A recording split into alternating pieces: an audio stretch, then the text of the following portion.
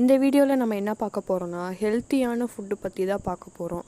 இது வந்துட்டு பூசணிக்காய் இருக்குல்ல, நான் வந்து அதோடய ஃபோட்டோ வந்து உங்களுக்கு ஸ்க்ரீனில் காட்டுறேன். ஸோ அந்த பூசணிக்காவை வச்சு ஒரு அல்வா பண்ண போகிறோம். அது எப்படி பண்ணுறதுன்னா, சிம்பிளாக நம்ம வீட்டில் இருக்க இன்க்ரீடியன்ட்ஸ் வச்சு எப்படி பண்ணுறதுன்னு நான் சொல்கிறேன்.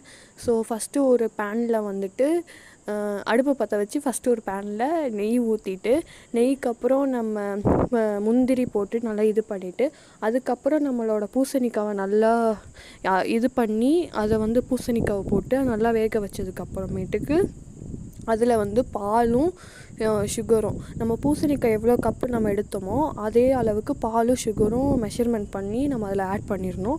அது நல்லா கொதித்ததுக்கு அப்புறமேட்டுக்கு நம்மக்கிட்ட வந்து முந்திரியோ இருந்தாலும் சரி, அது இல்லாமல் பாதாம் இருந்தாலும் சரி, பேரிச்சம்பழம் இருந்தாலும் சரி, அது வந்து சின்ன சின்னதாக இது பண்ணி லாஸ்ட்டாக கொஞ்சம் நெய் அது மேலே விட்டு அதுக்கப்புறம் லைட்டாக அதில் இது பண்ணி சாப்பிட்டோன்னா சூப்பராக